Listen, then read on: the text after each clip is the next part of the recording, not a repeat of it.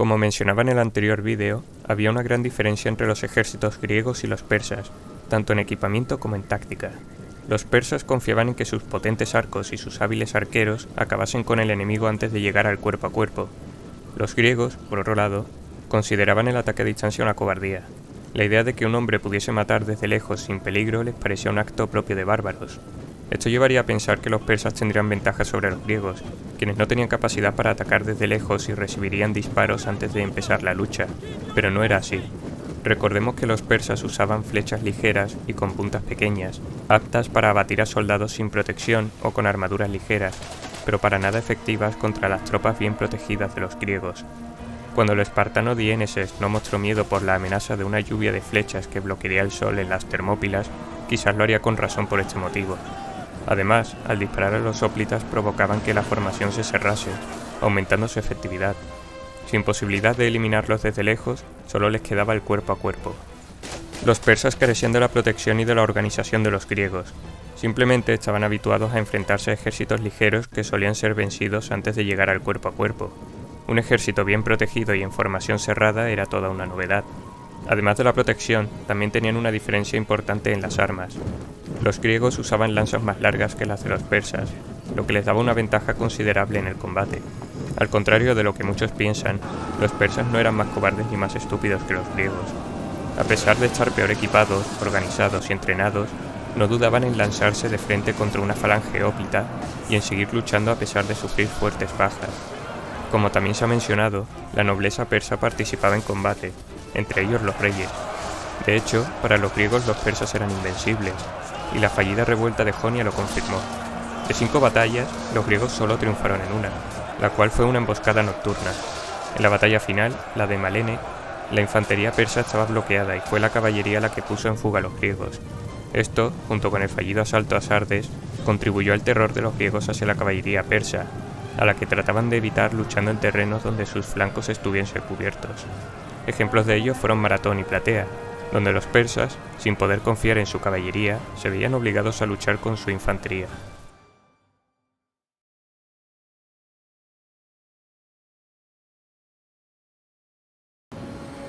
Tras sofocar la revuelta en Jonia, Darío envió embajadores a las principales polis griegas. Los embajadores llevaban un regalo peculiar, tierra y agua, el cual tenían que devolver como señal de sometimiento. Algunos estados se sometieron, como fue el caso de Egina, pero otros, como Atenas y Esparta, se negaron. Según Heródoto, cuando los embajadores hicieron su exigencia de agua y tierra en Esparta, los espartanos los lanzaron a un pozo y les dijeron: «Si los queréis, cogedlos vosotros». Los atenienses, por su parte, los arrojaron a un foso como a criminales. Estaban motivados por su rivalidad con Egina y por la intención de Darío de restablecer en Atenas al tirano Hipias, el cual había sido desterrado y se había refugiado en la corte persa. En todo caso, el rey reunió un ejército en Cilicia y preparó una flota, donde muchos de sus barcos y tripulantes eran jonios. Las cifras que nos da Heródoto son desproporcionadas y exageradas. Habla de un ejército de entre 90.000 y 600.000 hombres, la última de las cuales sería imposible desde el punto de vista logístico. Otras estimaciones más realistas hablan de unos 25.000 hombres, 1.000 jinetes y 600 barcos. Al frente estaban Datis, un aristócrata veterano de la rebelión jonia, y Artáfrenes, hijo del sátrapa de Lidia y sobrino de Darío. El objetivo era establecer una cabeza de puente en el continente, en Atenas, lo que permitiría enviar una fuerza de invasión mayor. Pero antes de dirigirse a Ática tenían que asegurar las islas del Egeo. La primera parada fue Naxos, que recordemos era la isla más próspera de las Cícladas. Esta vez la población prefirió no luchar, huyó a las montañas y dejó la ciudad a los persas. El resto de las Cícladas siguió el mismo destino, algunas incluso entregando barcos y hombres a la flota persa. El siguiente destino era la isla de Eubea, situada justo al norte de Ática. Sin embargo, aquí sí que encontraron resistencia, las ciudades de Eretria y Caristo. Eretria había contribuido tiempo atrás a la rebelión jonia y estaban entre los griegos que atacaron Sardes. Los persas le tenían resentimiento por esto. A ambas ciudades se les unió el apoyo de Atenas mediante la ciudad de Calquis, recientemente colonizada. Sin embargo, los atenienses se encontraron con que los habitantes de Eritrea estaban discutiendo si resistir o rendirse. Ante la indecisión, los atenienses volvieron a Calquis. Caristo no tardó en caer y Eretria fue sitiada.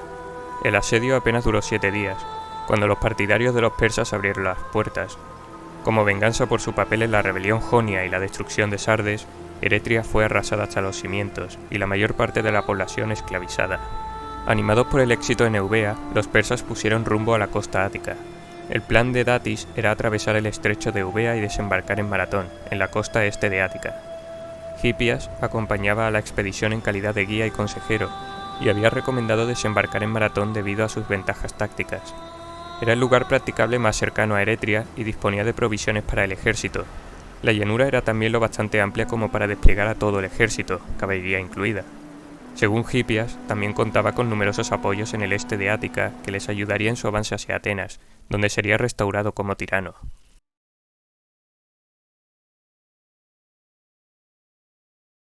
Los persas desembarcaron en la bahía de Maratón, a unos 40 kilómetros de Atenas. Los atenienses marcharon con un ejército de 9.000 hombres al mando de Miltíades para bloquear las dos salidas de Maratón. Miltíades era el antiguo tirano de una colonia en la actual península de Galípoli, la cual se había convertido en un vasallo de los persas.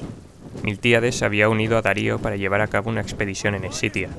Según cuentan, intentó destruir el puente de barcas que el rey había tendido sobre el Danubio para aislar sus fuerzas y dejarle morir. Sin embargo, es posible que este hecho fuese falso. Cuando el rey descubrió el plan, Miltíades se vio obligado a huir, uniéndose a la revuelta jonia. Más adelante se aseguró el apoyo de Atenas ocupando las islas de Imbros y Lemnos. Su profundo conocimiento del ejército y las tácticas persas lo convirtió en el general adecuado para liderar la defensa en Maratón. Mientras tanto, los atenienses habían enviado un mensajero a Esparta para pedirles ayuda. El mensajero, un corredor llamado Filípides, del que hablaremos más adelante, cubrió unos 225 kilómetros en menos de 2 días, pero llegó en un mal momento. Los espartanos estaban celebrando las Carnias, una festividad durante la cual no podían abandonar la ciudad hasta la siguiente luna llena. Atenas no esperaría refuerzos hasta pasados 10 días. Era plausible.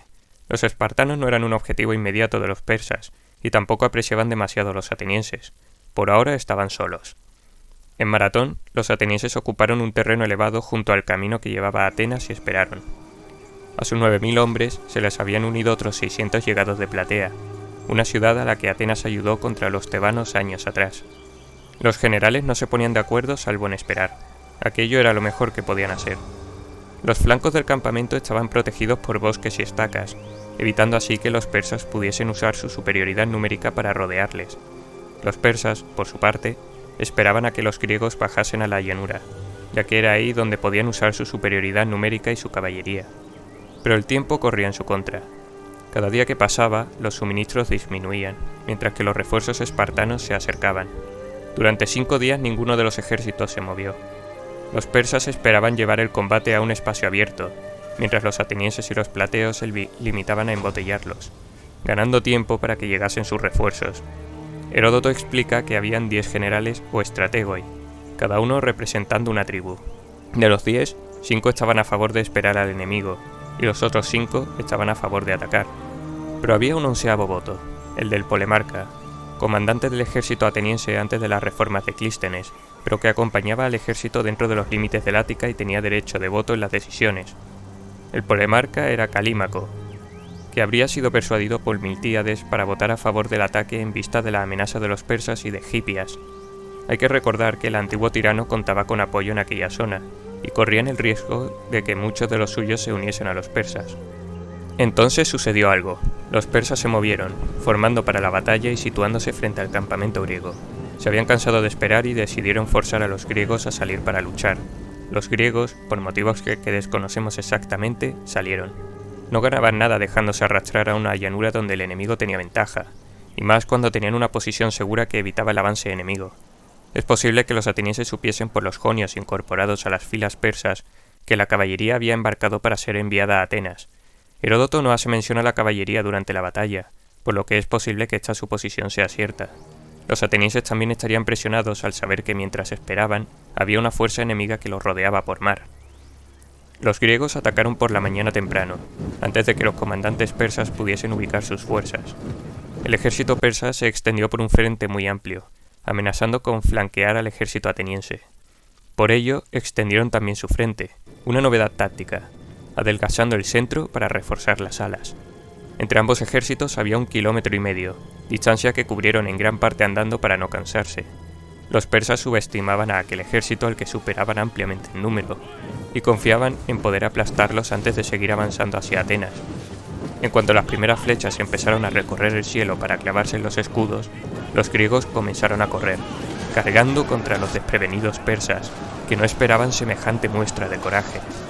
El choque se fue produciendo por todo el frente, aunque los resultados variaron. En el centro, donde los persas concentraban sus mejores tropas, lograron rechazar a los griegos, que tenían menos empuje. En las alas, en cambio, los persas se dieron al empuje de la falange. Los plateos estaban concentrados en el ala izquierda, que presionó hasta que el enemigo empezó a huir. Las alas persas no tardaron en dispersarse, dejando expuesto el centro del ejército.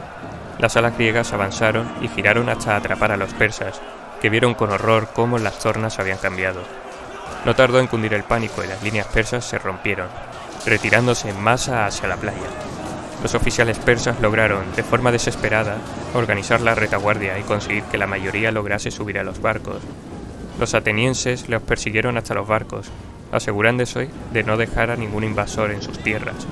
Un dato interesante es que en la batalla participaron Esquilo, el famoso dramaturgo, y su hermano Sinégiro. Aquella batalla impactó enormemente al dramaturgo, influyendo en sus trágicas obras. Sinégiro persiguió al enemigo hasta sus barcos e intentó escalar uno, pero un enemigo le cortó la mano con un hacha, haciéndole caer al agua. La batalla fue una victoria decisiva para los atenienses. 6.400 persas perdieron la vida, mientras que tan solo 192 atenienses y 11 plateos murieron. Entre las bajas atenienses estaba el polemarca Calímaco, que dirigió el ala derecha y murió junto a los barcos, al igual que Sinégiro.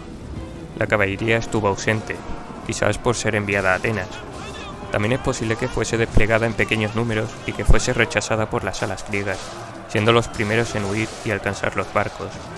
Su imagen estaba exagerada.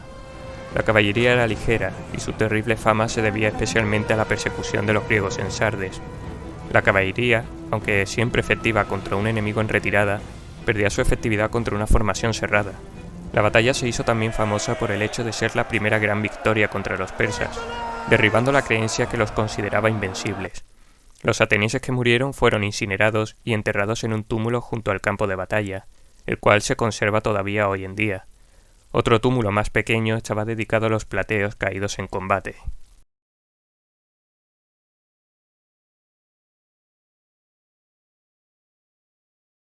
Tras huir del combate con los restos de su ejército, Datis puso rumbo a Atenas, confiando en alcanzarla antes que el ejército de Maratón.